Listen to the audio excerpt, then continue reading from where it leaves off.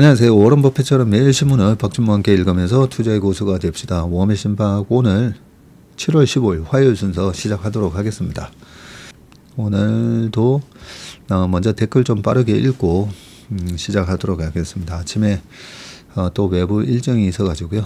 모닝브리프는 참석을 못했는데 내일까지 내일도 일이 있어가지고 내일까지는 참석을 못하고요. 모레부터는 아침에 다시 모닝브리프부터 찾아뵙도록 하겠습니다. 많은 분들이 좋은 댓글 남겨주셔가지고 좀 읽고 가겠습니다. 주말에 교회 설교 말씀으로 은혜 받고 전문의 말씀에 또 은혜 받고 갑니다 하셨습니다. 아유 감사합니다. 네. 투자와 버무려지는 삶의 이야기가 참 따뜻하게 느껴져서 채밀턴임이 참 뿌듯합니다. 전 두 아이를 홀로 키우고 있는 싱글 데디입니다. 전무님 어머님 마음이 제 마음입니다. 3B 네, 세 가지 하면 안 될 거 그리고 나라가 지켜야 할 것은 영토영의 영공금융 네, 적어주셨습니다. 리츠 막 유행할 때 전문의 말씀 듣고 쳐다도 안 봤는데 이유는 잊고 있었네요. 또 하나 얻어갑니다 하셨고요. 항상 직원들을 생각하시는 마음에서 많은 걸 보고 배웁니다. 저는 그렇게 생각합니다. 일단 내 주변 사람한테 잘하고 계속 이렇게 범위를 늘려가는 게 맞다고 생각하거든요. 그래서 일단 내 주변 사람한테 잘해야 됩니다. 내 주변 사람한테. 내 주변 사람한테 먼저 잘하고 네, 그 다음에 그 범위를 늘려가는 게 맞고요. 우리 직원들은 뭘 원할까? 우리 직원들의 니즈의 넘버1은 뭘까? 넘버2는 뭘까? 네, 그런 생각들을 합니다. 넘버1은 뭐라고 생각하세요?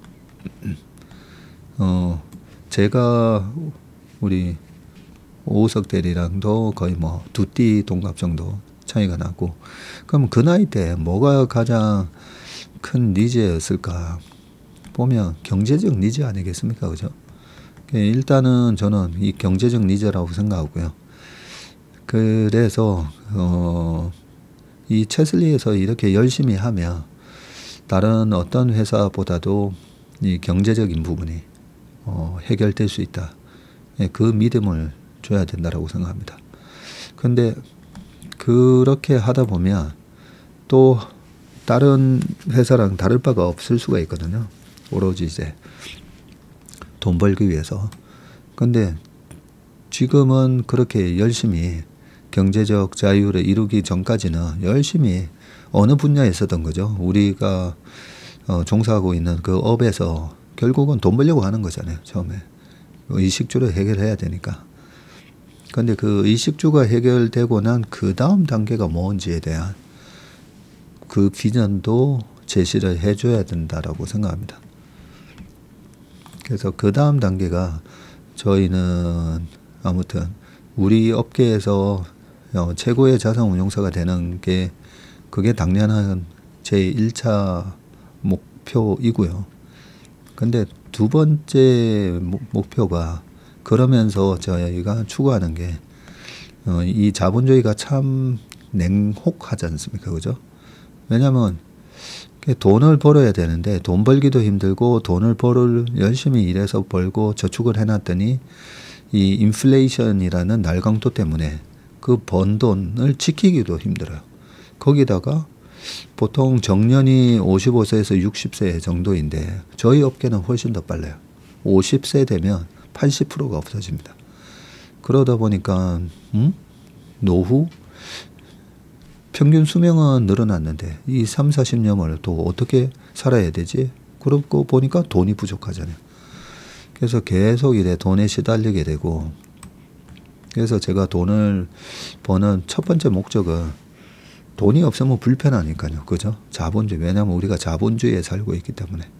그래서 불편하지 않을 정도로 네, 자존심 상하지 않을 정도로 네, 그 정도로 버는 게 1차 목표가 돼야 되는데 그 경제적 자유라든지 자존심 상하지 않을 정도의 돈을 벌고 나면 어떤 나는 자산가가 돼야 되나 이렇게 생각을 해보면 결국은 한마디로 따뜻한 자본주의 자본가가 돼야 된다라고 생각합니다. 우리 사회에 따뜻한 자본가들이 있나 보면 있습니다. 그죠? 워런 버핏을 보면서 굉장히 명철하신 분이시잖아요. 보면 현인, 오마하의 현인이시고, 근데 이 현인이라는 말을 할 수 있는 이유가 결국은 보면 그 어마어마한 재산도 버셨지만 그 돈을 쓰는 거에 있어서도 보면 현인이시잖아요. 그죠? 네. 그래서 결국은 궁극적으로 이 따뜻한 자본주의를 추구하고 저희 채슬리도 그렇고 저도 그렇고 저희 임직원들이 모두가 다 결국은 프로로서의 자존심을 어디서든 자존심 상하지 않을 정도의 실력은 당연히 갖춰야 되고요. 프로니까 우리 자산운용업계에서 일할 종사하는 프로니까 그 정도 실력은 당연히 갖춰야 되는데 그 다음은 따뜻한 자본주의라고 생각합니다. 그래서 저희가 Trust is our DNA 그리고 저 위에 여기 보이시죠? Care is our spirit이라는 거죠. 이 케어가 없으면 저 사람 참 너무 냉정하다 이렇게 되는 거죠. 저 사람 참 이기적이다. 그죠? 자, 그래서 제가 댓글을 열심히 읽습니다.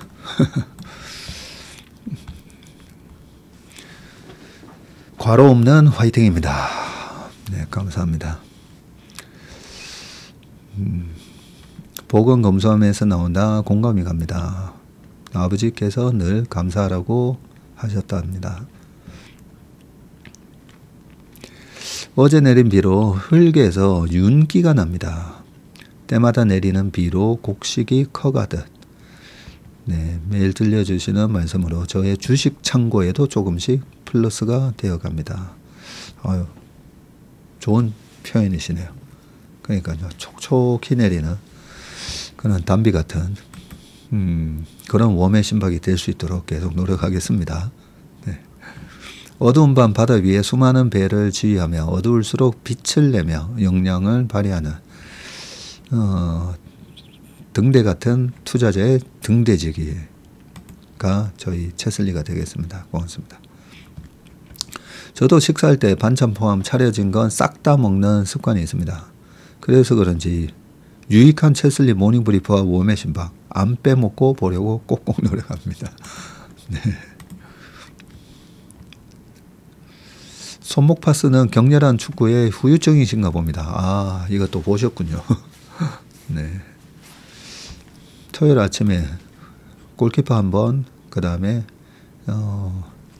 미드필드 한 번 봤는데 상대방 공격수가 되게 잘하더라고요. 30대 초 정도 보였는데 벼락 같은 슈팅을 해서 제가 또 벼락같이 탁 막았지 않겠습니까? 탁 막았는데 손목이 이래 꺾이는 느낌이 났거든요. 확 꺾이면서 인대가 좀 늘어났다 싶었는데 그래도 제가 아픈 척 안 하고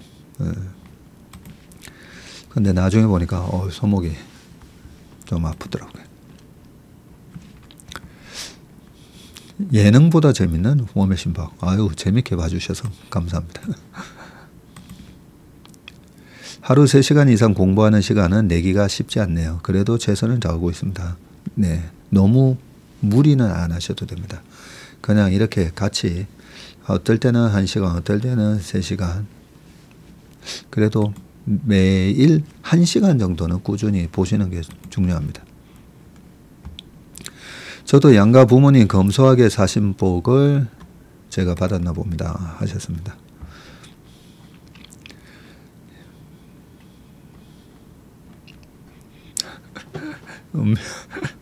음식 안 남기도록 하겠습니다. 하셨네요. 네.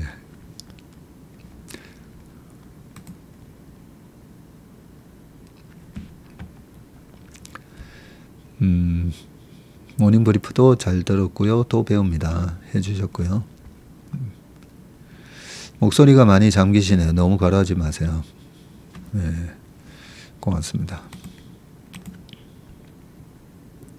저희 부부는 둘 다 40대 때 고아됐습니다. 아유, 그러셨군요. 네, 제가 사실 제일 두려워하는 게 그거입니다. 아유, 저희 부모님 아직까지는 건강하시는데, 네, 제 인생에 제 가장 두려운 부분입니다. 언젠가는 그죠. 언젠가는 그때가 올 건데, 어떻게 하겠습니까? 그때가 언제인지 모르겠지만, 네, 그래도 매주 같이, 요즘은 같이 교회도 가고, 식사도 늘 끝나고 같이 먹고, 부모님이 저에 대한 배려를 해주신다는 게 너무 눈에 보이거든요. 네, 저희 아버지는 거의 저희 아버지께서 지금도 산에 가시면서 나무 붙잡고 기도하시고, 바위 붙잡고도 기도하시고, 토템이죠. 네. 근데 저희 아버지도 항상 얘기하십니다. 나는 신이 있다고 믿는다. 네. 그래서 조상신도 있고, 근데 성경에도 다 그 귀신을 쫓아내시잖아요. 예수님이. 신은 있는데, 어떤 신을 섬기느냐. 네, 그 차이인데, 올해부터 걔도 같이 교회 나오시고, 어머니는 지금도 이제 법회 다니시고 하신데도 같이 일요일 날 교회 나오십니다. 다 아들에 대한 배려, 마음, 배려심 때문에 나오시지 않겠습니까? 그죠? 9월에 서울 가서 뵙기를 목표로 기대하며 기도합니다. 네. 꼭 뵙도록 하겠습니다. 전 유럽 여행 때 영화 배경, 축구 관람, 공연 보기 등 주제별로 정해서 한 도시에서 오래 머무는 걸 좋아합니다. 그것도 괜찮네요. 엄마랑 비인이랑 프라하 갔었는데 아직도 너무 좋았다고 하세요. 그래요?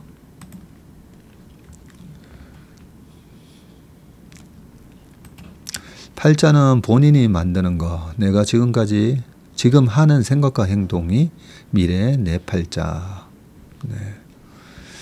만약 내 팔자가 좋지 않게 정해져 있다면 그 팔자를 깨버려야죠. 어차피 한번 살다 죽을 인생인데 팔자라고 생각하고 그냥 산다면 내 인생이 너무 구리잖아요. 죽더라도 발악은 하고 죽어야지. 맞습니다. 근데 안 죽습니다. 그죠? 네, 열심히 하다 보면 반드시 그 결과물이 그 과정이 정말 성실하고 인내를 가지고 뭔가 제대로 꾸준히 했다면 그거는 이 세상은 반드시 좋은 결과물이 나오게 돼 있거든요. 근데 단지 그 시간이 되지도 않았는데 중간에 포기하고, 그리고 이 결과물이 나타나는 과정이 여러 가지 형태로 나타납니다. 여러 가지 형태로.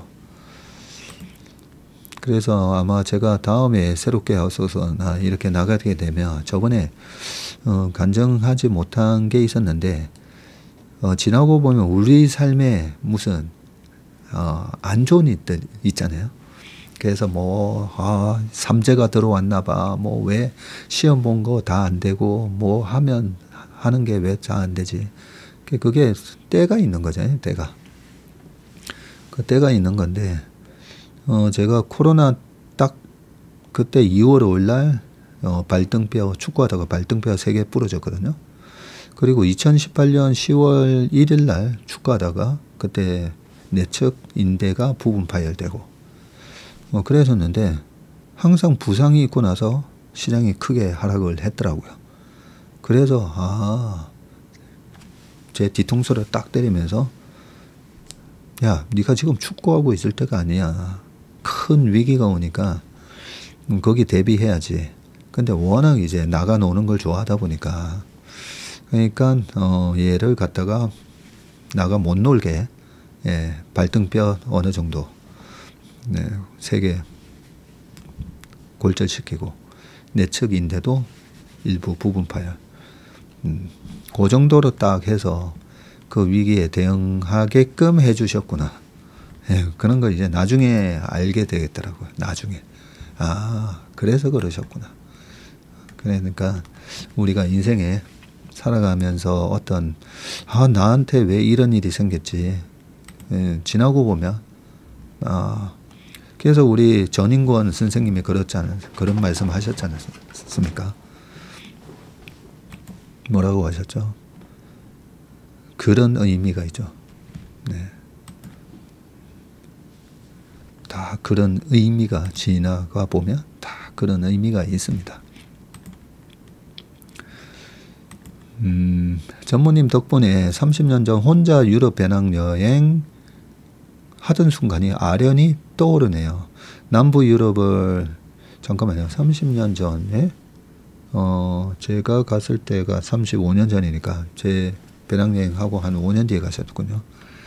남부 유럽을 유레일 패스로 기차 타고 옮겨 다닐 때는 배낭을 머리에 메고 카메라 가방 가슴에 꼭 안고 잠 설친 날들이 오래되네요. 다음에 만나 뵙게 되면 유럽 배낭여행 한 거 서로 같이 얘기하면 재밌겠습니다. 저는 그 30일 여행하면서 그때 딱 150만 원 가지고 여행했다 했지 않습니까? 비행기표 한 70만 원, 유레일 패스 한 30만 원, 나머지 50만 원 가지고 그 입장료랑 한 달 동안 먹고 자고 그걸로 다 썼거든요. 아니 어떻게 그게 가능하지 아마 생각하셨을 건데 제가 돈 아낀다고 융플라워를 이렇게 기어서 올라가려고 했지 않습니까? 그때 한 5일, 6일 정도만 유스 호스텔에서 잤고요. 한 3일, 4일을 공원이나 기차역에서 자고 그리고 근데 7월 달인데도 그때 공원에서 자면 새벽 5시쯤에 추워서 잠을 깼어요. 7월이었는데 그때 7월 딱 한 달 여행했었는데 그때 새벽에 추워서 막 깼던 게 막 아직도 기억이 나는데 그렇게 돈 아낀다고 한 달 동안 배낭 메고 그렇게 다녔습니다. 그게 조금 창피한 얘기인데 그러면 좀 씻어야 되잖아요. 그게 꼭 이제 그 박물관을 많이 돌아다녔으니까 미술관이라 박물관 가서 화장실 가가지고 거기서 머리 감고 막 발 씻고 막 그래서 갑자기 막 이렇게 사람 들어오면 되게 창피했던 기억이 막 납니다. 복은 검소함에서 생기고 덕은 겸양에서 생기며 지혜는 고요히 생각하는 데서 생긴다. 투자의 본질 책을 읽다가 어머니가 써주셨다는 이 글귀가 마음에 들어서 사무실 제 책상 한켠에 붙여놓으셨다고 하네요. 네. 마음 관리가 제일 중요하지 않습니까? 그죠? 근데 이 투자를 하는 데 있어서도 너무나 중요한 얘기입니다. 그죠? 지혜는 고요히 생각하는 데서 생긴다. 무엇을 들었다고 섣불리 행동하지 말고, 그죠? 세력에 의지하게 되면 화가 반드시 나게 되고. 시게루 할아버지 책 엄청 기대돼요. 북세익 때 당첨되고 싶어서 어서 좋아요 잔뜩 누르는데 제발 되기를. 안 돼도 구입해서 꼭 보고 싶습니다. 네, 제가 그 원고료 대신 책을 보내라고 했으니까요. 한 권 드리겠습니다. 어스 월간 전망할 때 오세요. 책 나오면 한 권 드리겠습니다. 주식시장이 7, 8, 9월에 보통 내리고 10월부터 다시 오르는 경향을 보인다는데 그 이유가 뭔지 설명 부탁드리겠습니다.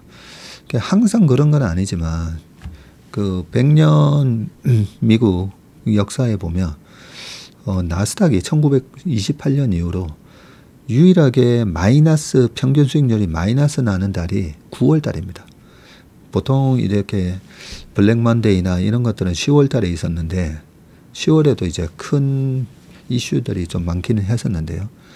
평균 수익률이 마이너스가 난 달은 9월이더라고요. 그러면 왜 9월일까? 왜 9월일까 해서 지난주에 우리 최상무가 발표를 미국 시장 발표할 때 제가 미국 정부의 회계 연도가 9월 말로 끝나는 거예요.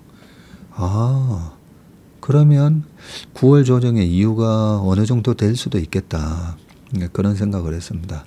미국 정부는 부채로 먹고 산다고. 하여튼, 네, 만년 재정 적자잖아요. 그래서 그 부채를 땡겨서 이래저래 쓰는데, 물론 세금 걷어들인 걸로도 쓰고 하겠지만, 항상 예산이 좀 팍팍할 거 아닙니까? 그죠? 근데 회계연도 끝날 때, 마지막 달이 우리가 뭐 신용카드를 쓰던 했을 때, 한도 다 찼네. 네.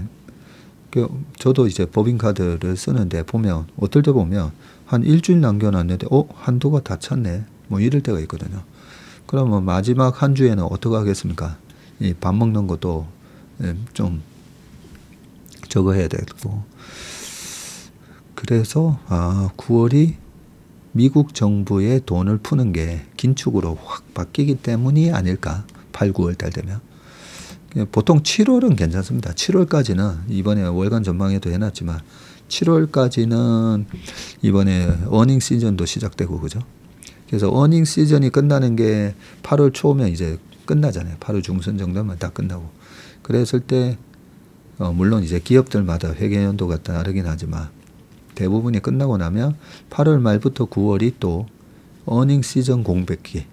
어닝 시즌 공백기에 미국 정부의 회계연도가 9월에 마무리되면서 미국 정부의 긴축.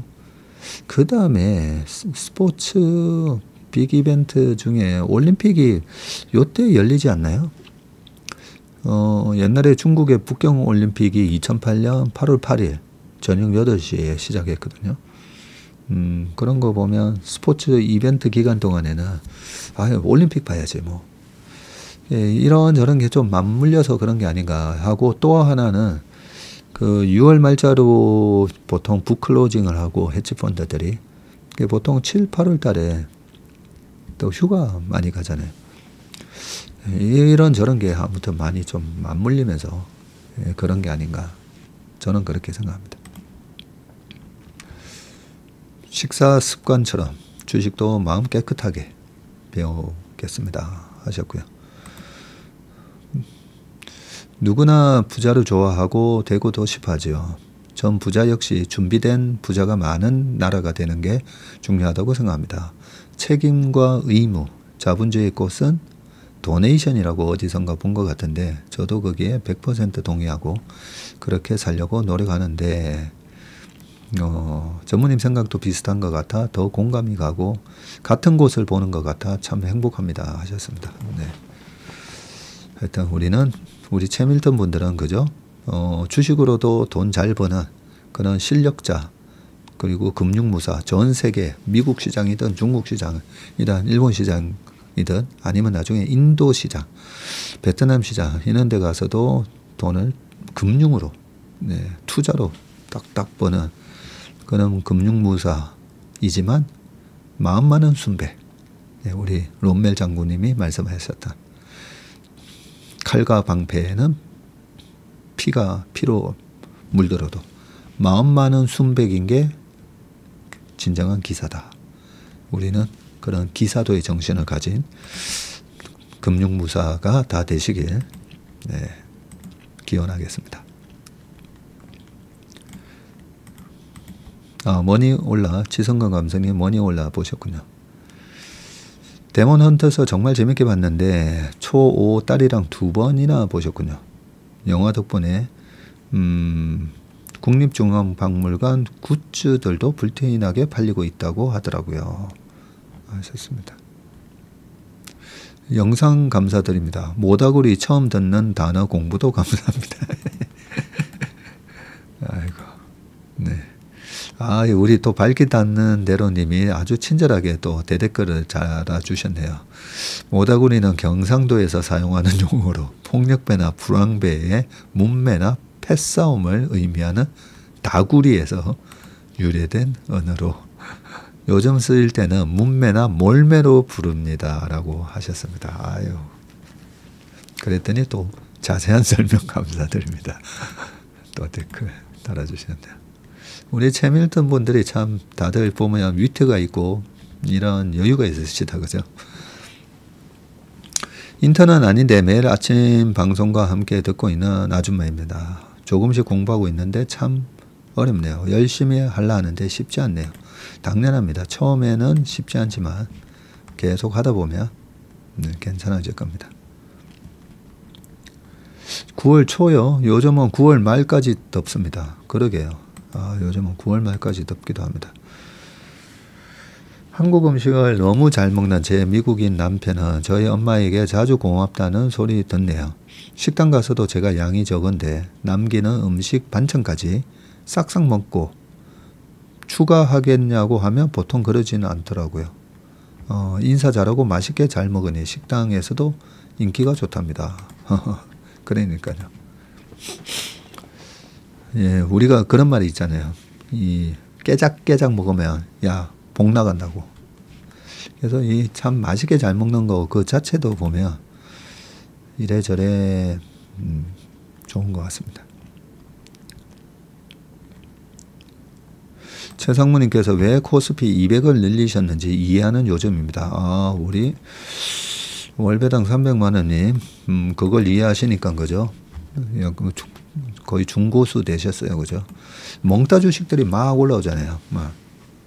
그런 주식을 일일이 쫓아가면서 할 수 없다 보니까 이럴 때는 그런 멍따 주식들을 다 포함하고 있는 코스피 200, 그래서 코덱스 200 같은 거를 우리 최상무가 MP에서 비중을 늘렸었죠.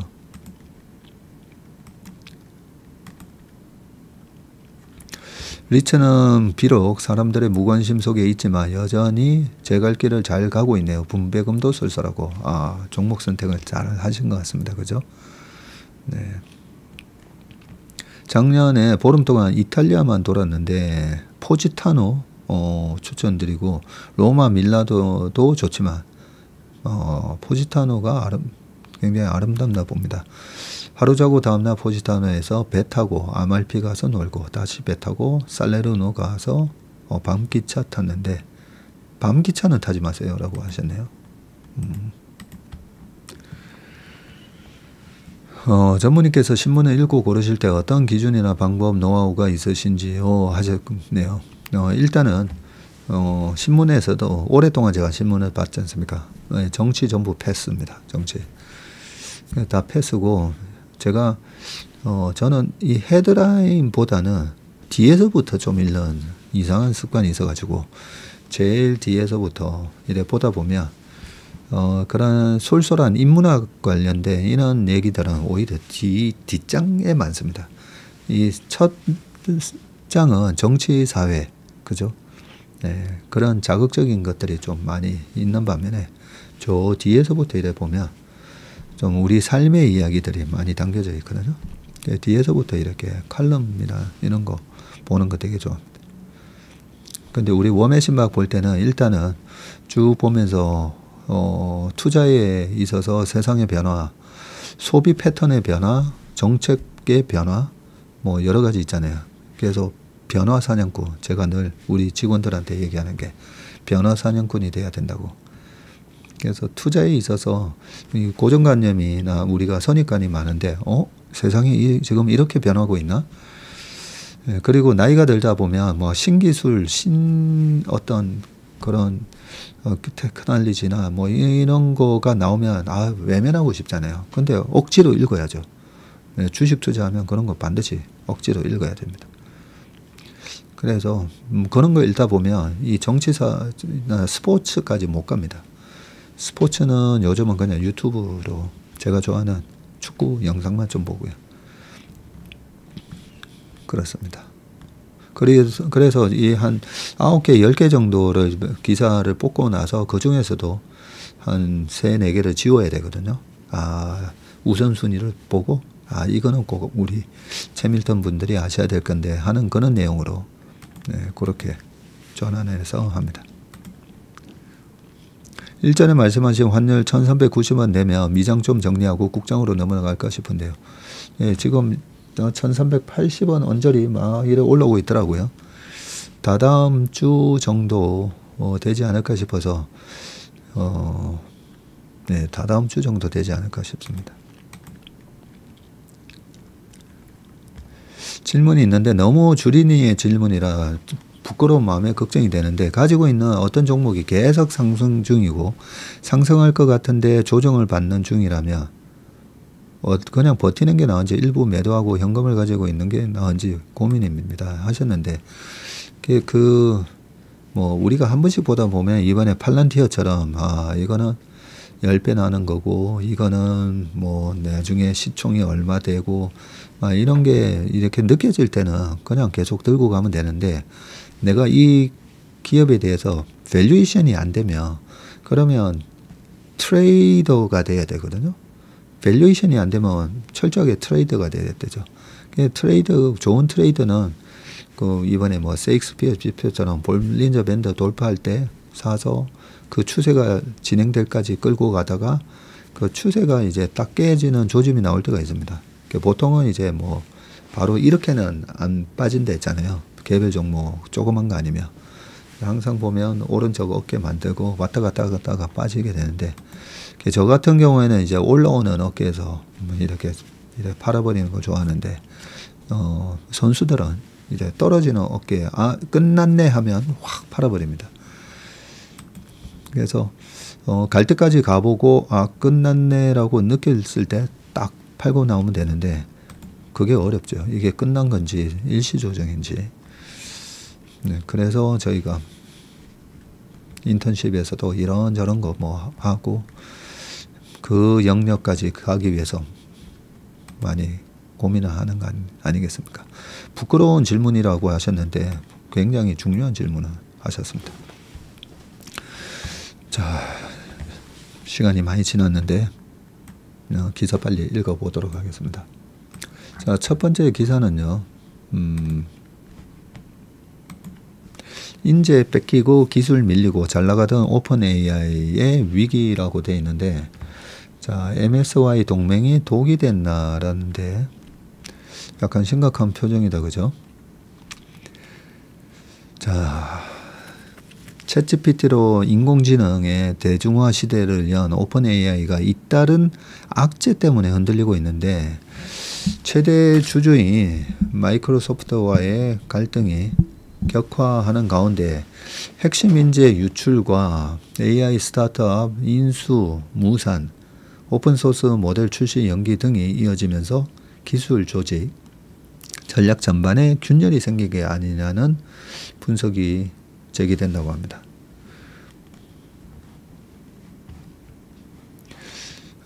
테크 업계에 따르면 오픈 AI 위기론에 불을 지핀 것은 윈더서프 인수 무산인데, 윈더서핑에서 윈더서프라는 이름을 따온 것 같다, 그죠? 윈더서프는 사용자의 지시만으로 코드를 작성, 실행할 수 있는 AI 코딩 에이전트를 개발하는 유망 스타트업인데, 오픈 AI는 급성장하는 AI 코딩 시장에서 입지를 강화하고 개발자 생태계를 확장하며 자체 AI 모델을 고도화하기 위해서 30억 달러의 이 윈더서프 인수를 추진했군요.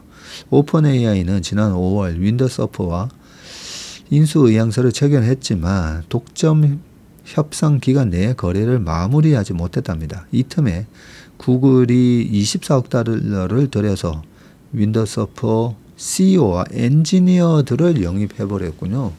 그러면서 기술 라이센스까지 확보를 해버렸다고 하네요. 자, 블룸버그 등은 오픈 AI의 이 인수 실패의 원인으로 마이크로소프트를 주목하는데, 윈더서프 측은 인수 후 자사 기술의 권리가 MS에 넘어갈 수 있는 구조에 반발을 했고요. MS는 오픈 AI에 약 130억 달러를 투자하고 상업화 파트너로서 주요 기술에 대한 우선권을 갖고 있는데, 인수기업의 이 IP도 이 계약 조항에 포함되어 있다고 합니다. 윈더서프는 경쟁 제품 GitHub 코파일럿을 소유한 MS가 자신들의 기술을 통제하는 상황을 받아들일 수 없었고 결국 협상은 결렬이 됐군요. 인수무산으로 오픈 AI는 챗GPT 모델의 성능을 끌어올릴 기회는 물론 인재를 놓쳤다는 분석입니다. 자, 오픈 AI와 MS의 갈등은 조직 개편 문제로도 번지고 있는데, 오픈 AI는 지배구조와 투자 유치의 유연성을 동시에 확보하기 위해서 영리법인 전환을 추진했지만 외부 반발로 포기했고요. 대안으로 영리성을 강화한 공익법인으로의 전환을 추진하고 있지만 MS와의 협의가 지연되면서 난항을 겪고 있다네요. 이는 소프트뱅크 등 외부 투자 유치에 악영향을 주는 요인이라고 합니다. 소뱅은 올 3월 최대 400억 달러 규모의 투자 계약을 제안했고요. 이 중 100억 달러를 4월에 선지급했는데 300억 달러에 대해서는 오픈 AI가 내년 초까지 PBC 전환을 완료할 경우에 한해서 지급한다는 조건이 붙었고요. MS 협조를 얻지 못해 전환이 무산이 되면 소뱅은 300억 달러 중에서 100억 달러만 투자하겠다는 입장이네요. 현재 MS는 오픈 AI 구조 개편을 협의하는 과정에서 더 많은 지분과 독점적 권한 확보를 요구하고 있는 것으로 알려졌고, 이처럼 자금 조달과 구조 개편이 불확실한 상황에서 핵심 인재 유출이라는 악재가 겹쳤습니다.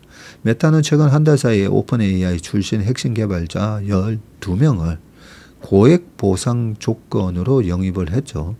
한 명당 1,000억.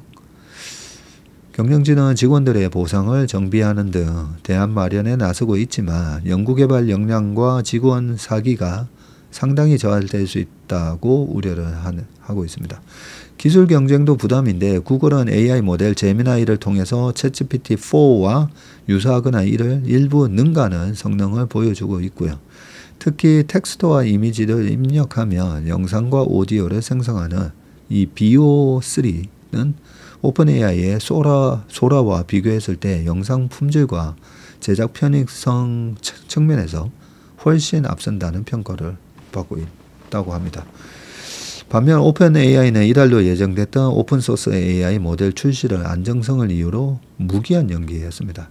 AI 경쟁은 소프트웨어를 넘어서 물리적 영역으로도 확장되고 있는데, 일론 머스크는 그록과 자율주행 로보택시, 휴머노이드 로봇 옵티머스를 결합해서 이 피지컬 AI로 연결하는 전략을 본격화하고 있는데, 반면 오픈 AI는 아이폰 디자이너였던 조나선 아이브와 협력해서 AI 하드웨어 기기를 개발하고 있지만 아직 실체조차 공개되지 않아서 이 피지컬 AI 경쟁력에 의구심을 지금 자아내고 있다고 합니다. 자, 두 번째 기사입니다. 미 코인 3법 통과 때는 비트코인 날개를 달아. 자, 비트코인 가격이 연일 사상 최고치를 경신하면서 14일에는 12만 달러를 돌파했고요. 이 같은 상승세의 배경으로는 미국 요인이 자리 잡고 있습니다. 특히 가상자산 대통령을 자처한 트럼프가 대통령에 당선된 이후 가상자산의 제도권 편입 움직임이 가속화하자 시장이 민감하게 반응하고 있고요. 대표적인 사례가 이번 주 미 하원에 열리는 크립토 위크인데, 지난 10일 프렌치 힐 미 하원 금융서비스위원회 부위원장은 이번 주를 크립토 위크로 지정했다고 밝혔고요. 힐 위원장은 공식 성명을 통해서 달러 기반 결제 스테이블 코인의 발행 운영에 대한 규칙을 제공하는 내용의 획기적인 법안을 추진하고 있고요. 오는 9월 말까지 독립적인 시장 구조 법안을 추진하기 위해서 상원과 함께 일하겠다고요 전했습니다. 하원에서 논의되는 가상자산 법안은 이 지니어스 법안, 그리고 클래리티 법안, 그리고 중앙은행 가상자산 감시 중단 법안 등 세 가지인데, 우선 지니어스 법안은 달러 기반 스테이블 코인에 대한 규제 체계를 마련하는 입법안이고요. 발행 규모가 100억 달러 이상이면 연방 등록을 의무화하고 그 미만의 비은행 발행자에게는 선택적 등록을 허용하고요. 크레디트 법안은 미 증권거래위원회 SEC와 상품선물거래위원회 CFTC의 관할권을 명확히 규정하는 법안인데, 가상자산 유형에 따라서 증권은 SEC가, 상품은 CFTC가 관할하도록 한 거네요. 중앙은행 가상자산 감시 중단 법안은 이 연방준비제도 페드의 중앙은행 디지털 화폐 이 CBDC 발행을 금지하는 내용을 담고 있습니다. 미 하원은 14일 오후 4시에 해당 법안들을 논의할 예정이다. 14일 오후 4시면 지났네요. 이후 본회의에서 표결이 진행될 것으로 보인다. 되어 있습니다.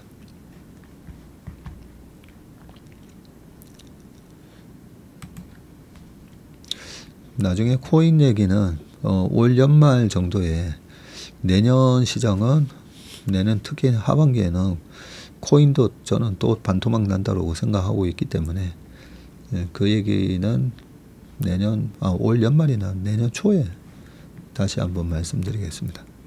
보니까 이 코인 투자하시는 분이 지금 1600만이라고 그러더라고요. 우리나라에. 많은 분들이 이제 지금 코인 하고 계시는데, 코인도 이 코인 세계의 코어에 해당되는 거는 뭐 비트코인하고 이더리움하고 뭐 테더? 잘 모르겠습니다. 그 밑에는 잘 모르겠는데, 하여튼 비트코인, 이더리움 이 정도가 코어잖아요. 코어. 근데 다들 코인을 하고 있다고 하는데, 코인으로 이번에 뭐 크게 손해났다고 하셔서 깜짝 놀라서 왜 그러시냐고 물어보면 다 좀 알트코인이라고 하는 그 중에서도 이제 좀 잡코인들, 잡코인 하시면서 좀 많이 손해나신 것 같더라고요. 코인 얘기는 나중에 연말이나 내년 초에 다시 한번 말씀드리겠습니다. 자, 은퇴하면 한 푼이 절실한데, 그리고 스테이블 코인이 지금 어떤 식으로 발행돼서 어떤 식으로 빠르게 침투가 되는지까지 한번 확인해보고 말씀드리겠습니다. 은퇴하면 한 푼이 절실한데 1036조 국민연금 고비용 논란 뭐길래 라고 되어 있습니다. 1000조 원을 굴리는 국민연금의 국내 주식 투자 방식에 따라서 시장에 미치는 영향과 거래 비용이 크게 다르다는 연구 결과가 나왔는데, 국민연금연구원의 국내 주식 기금 운용 투자 전략별 거래 특성에 관한 연구 보고서에 따르면 23년 말 기준 1036조 원. 근데 24년 말 되면서 지금 거의 1200조 원 넘었잖아요. 에 달하는 국민연금은 세계 3대 연기금으로 그 거대한 규모 때문에 주식 매매 행보 하나하나가 국내 정치에 막대한 영향을 미친다. 보고서는 기금의 투자 전략을 크게 직접 운용과 그리고 위탁 운용, 그리고 패시브와 액티브 방식으로 거래 특성과 시장 효과를 분석했는데, 패시브는 시장 지수를 그대로 따라가면서 안정적인 수익을 추구하는 방식이죠. 그리고 액티브는 시장 평균보다 높은 수익을 목표로 적극적으로 종목을 사고 파는 전략입니다. 저희도 액티브 운용사죠. 현재 국민연금은 국내 주식의 약 30%를 패시브로 운용하고 있고요. 70%를 액티브 전략으로 운용 중입니다. 이 가운데 절반가량은 외부 자산운용사에 맡기는 위탁 운용 방식으로 관리가 됩니다. 그래서 국민연금 운용사가 꽤 많습니다. 꽤. 보고서의 핵심은 투자 방식에 따라서 시장 충격 비용에서 현격한 차이를 보인다는 건데, 시장 충격 비용이란 것은 국민연금처럼 거대한 자금이 주식을 대량으로 매매할 때 주가를 순간적으로 올리거나 내리면서 발생하는 보이지 않는 비용을 뜻하고요. 이 비용이 많이 들수록 기금의 실제 수익률은 줄어드는데, 분석 결과 국민연금이 직접 운용하는 전략, 특히 액티브 직접 코어 전략은 시장 상황을 고려해서 거래를 분산하는 등 시장 충격 비용을 최소화하는 효율적인 모습을 보였고요. 그런데 반면에 외부 운용사에 맡기는 이 액티브 위탁 전략 중 일부는 대량 매매 시에 시장에 더 큰 충격을 주며 높은 거래 비용을 유발하는 것으로 나타났습니다. 특히 순수 주식형 위탁 전략은 매수와 매도 양쪽 모두에서 비효율적인 거래 비용을 발생시키는 경향이 뚜렷했고, 이 같은 경향은 기금이 보유 지분 1% 이상을 한 번에 변동시켜서 의무적으로 공시해야 하는 대량 보유 변동 보고 발생 일에 더욱 확연하게 나타났다. 이처럼 특별한 거래가 발생하는 날 주가에 가장 큰 영향을 미친 주체는 액티브 위탁 운용사들이었다. 이들이 공격적으로 거래에 나서면서 시장 변동성을 키우고 거래 비용을 높이는 결과를 초래했다. 자, 국민연금의 거래는 다른 투자자들의 행동에도 영향을 미치는데 보고서에 따르면 개인 및 외국인 투자자들은 국민연금이 대량 매매에 나설 때 반대 방향으로 거래하는 역추세 전략을 구사하는 경향을 보였고요.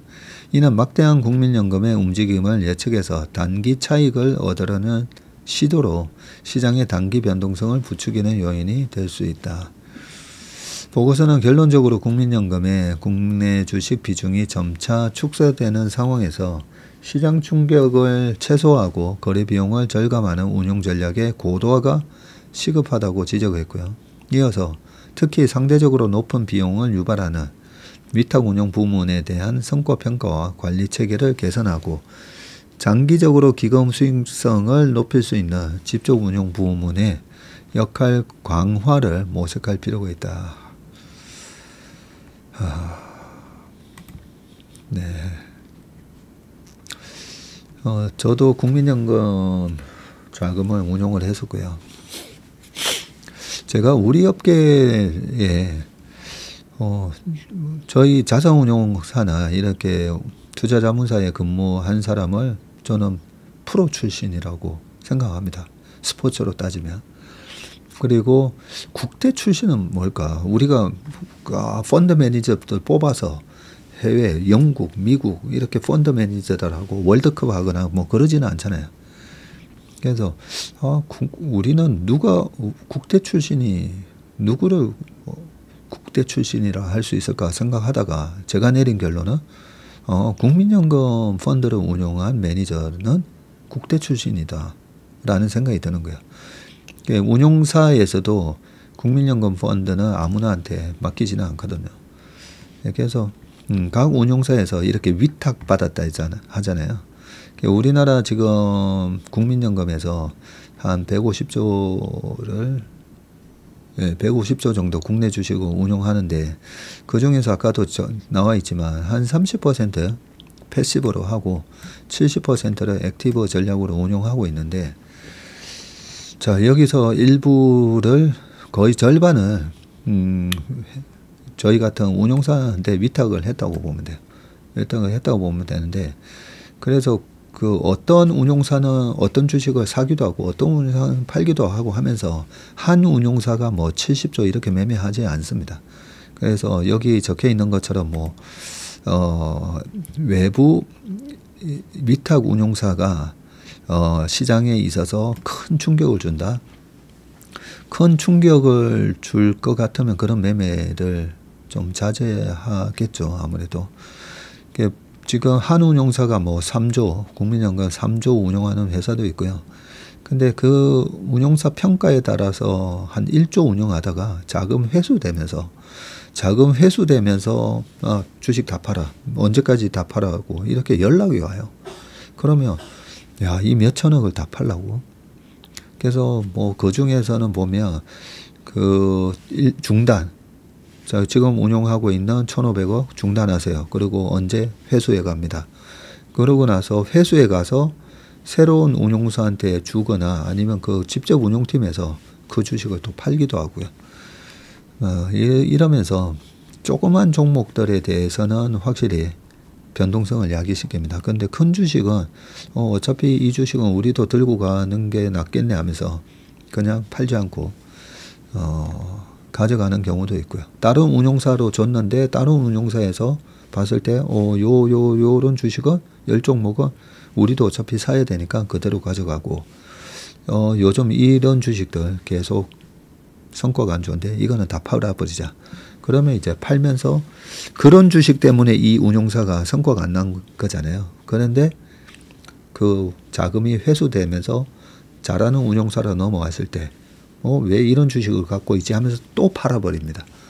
그래서 우리가 떨어지는 주식이 더 떨어지고 아니 아니 연기금에서 살 때는 언제고 왜 저기 70만 원, 90만 원에서는 사더니 왜 여기 30만 원에서 얘네들 팔지? 개미 털기인가? 네, 그런 거 없습니다. 그래서 이 여러 운용사들이 그 수익률 경쟁에서 이 자금 회수 당하지 않으려고 막 용을 쓰거든요. 예, 그런 과정에서 조그만 종목들이 확실히 영향을 많이 받습니다. 조그만 종목들. 그 연금에 대한 부분은 요 정도까지 하겠습니다. 좀 운용에 있어서 아쉬움이 많은데 그 이 밑에 제시한 이 얘기들은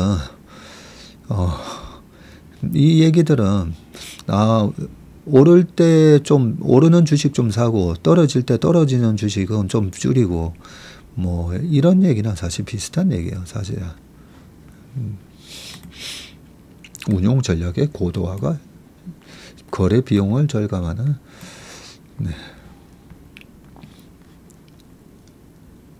자, 그 다음 기사 보겠습니다. 변압기 전선 K그리드 24조 수주 미 전력산업 슈퍼사이클 올라탔다.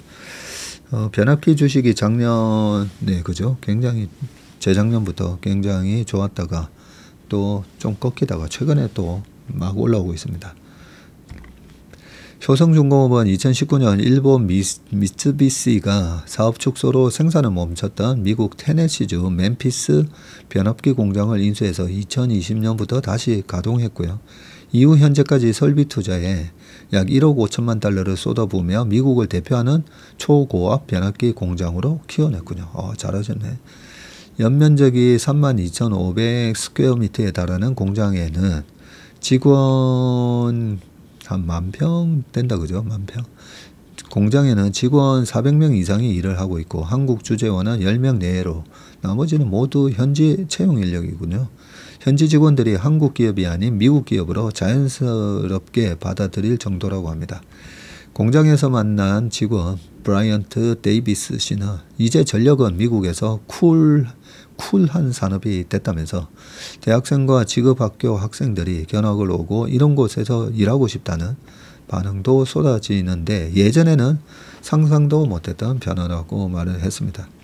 미국 전력산업은 현재 슈퍼사이클로 불리는 초호황기에 진입을 했고요. AI 데이터 센터와 전기차, 신재생에너지 확산으로 인한 전력 수요가 폭발적으로 늘면서이고요. 여기에 1970년에서 1980년대에 구축한 노후 전력망 교체 수요까지 동시에 맞물리면서 찾아온 흐름입니다.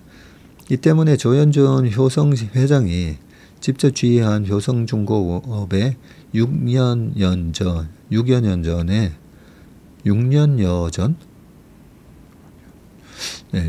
전 멤피스 공장 인수는 신의 한 수가 됐다는 평가이고요. 멤피스 공장은 현재 미국 내에서 유일하게 765K 초고압 변압기를 생산할 수 있는 곳이라 합니다. 기존 345kV 변압기 대비해서 5배에 달하는 송전 용량을 갖춰서 대용량 전력이 필요한 AI 데이터 센터의 핵심 설비로 주목받고 있네요. 효성중공업은 초고압 변압기 주문이 폭증하면서 수주 잔액이 10조 원에 달했고요. 3년치 일감을 미리 확보했다고 합니다.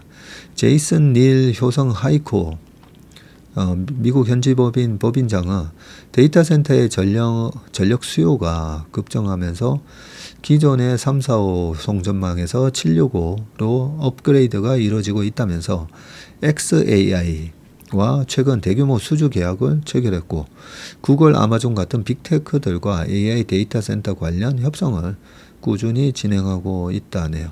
변압기 조립 과정은 먼저 거대한 철심을 조립한 뒤에 그 위에 구리선 코일을 정밀하게 감아 올리는데 이어 절연체와 냉각장치를 비롯한 주요 부품을 순차적으로 결합한 뒤에 외부 케이스를 씌우고 각종 연결 부품을 케이스에 붙이는 순서로 완성이 되군요.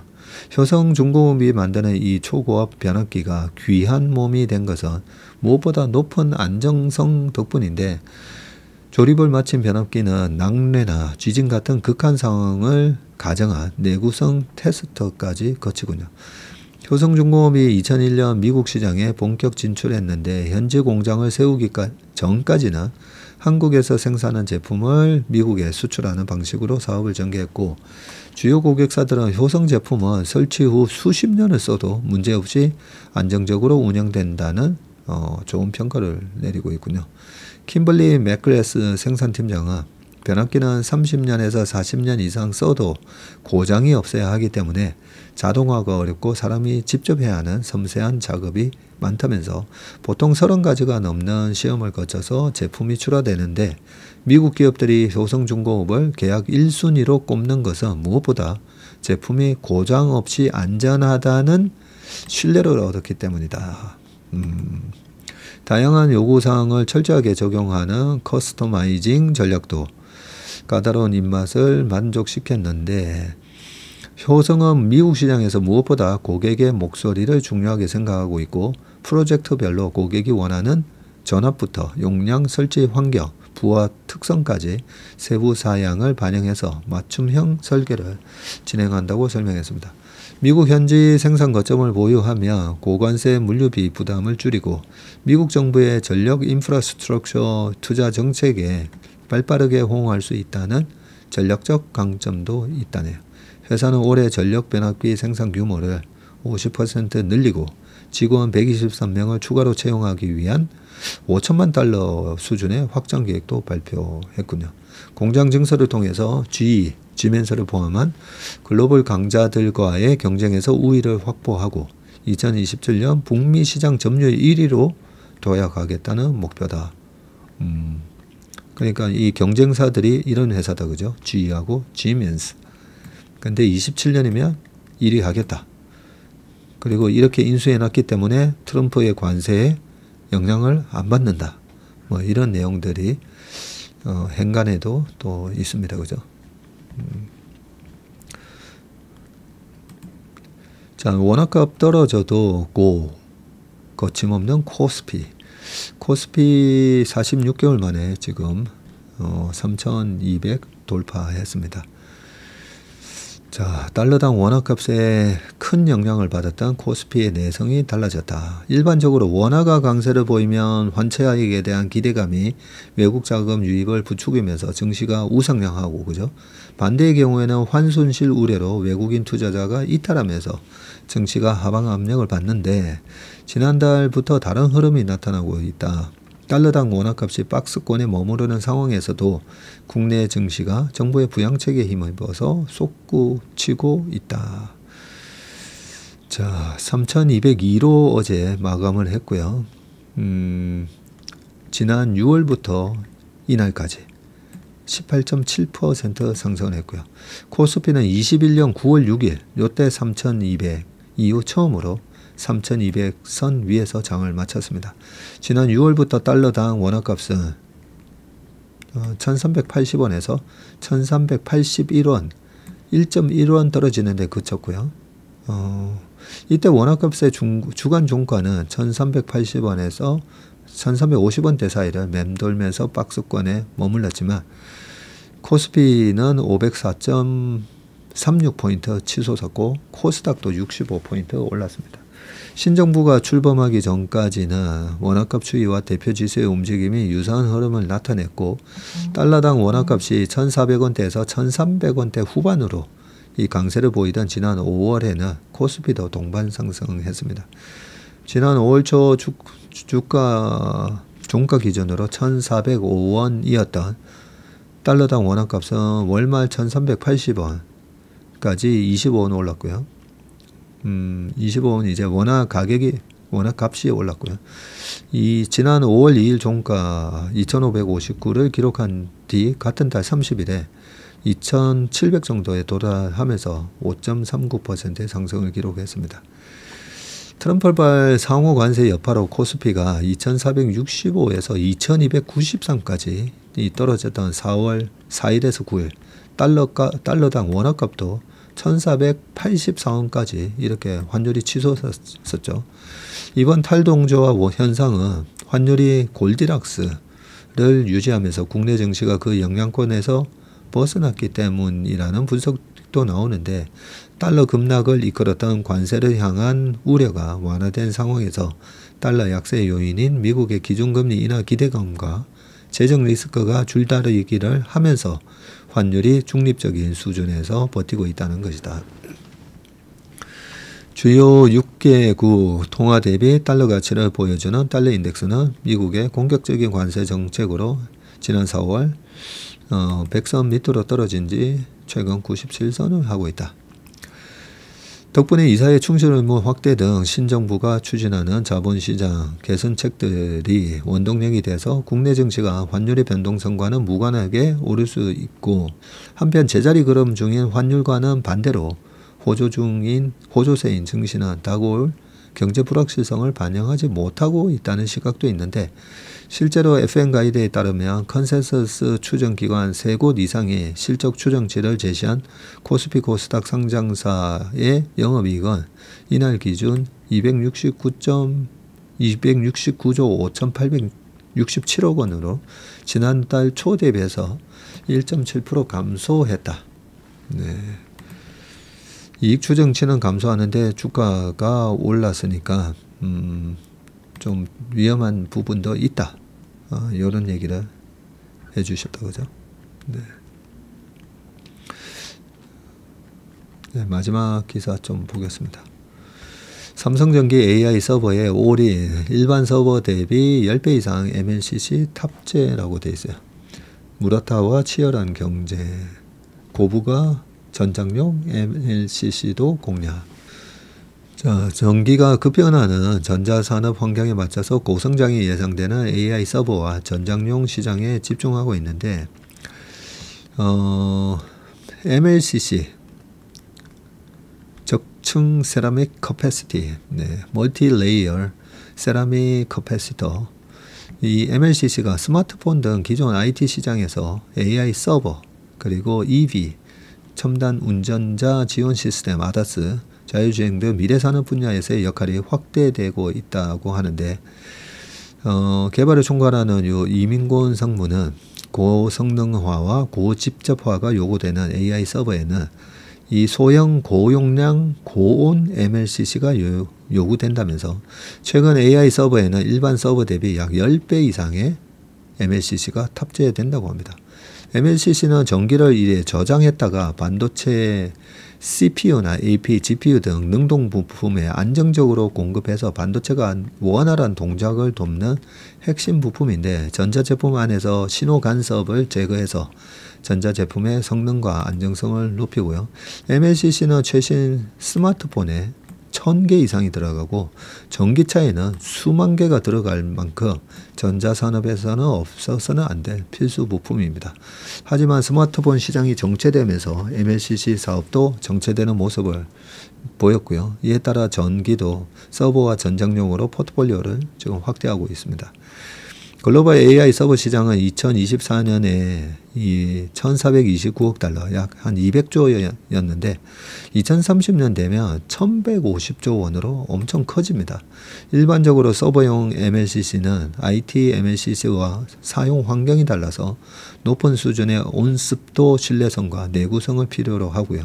그 중에서도 AI 서버는 기존 서버 대비해서 높은 연산 성능과 대용량 데이터 처리가 필요한 만큼 전력 소모와 발열도 크게 증가합니다.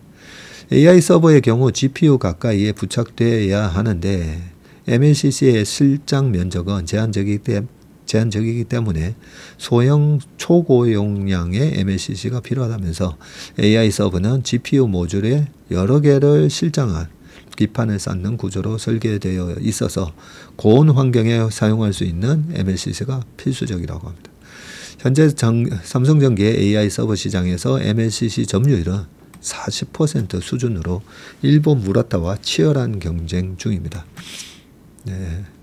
이 하이엔드급 이 MLCC 시장은 일본 무라타하고 무라타가 1등이고 삼성전기가 바로 그 밑에 추격하고 있습니다.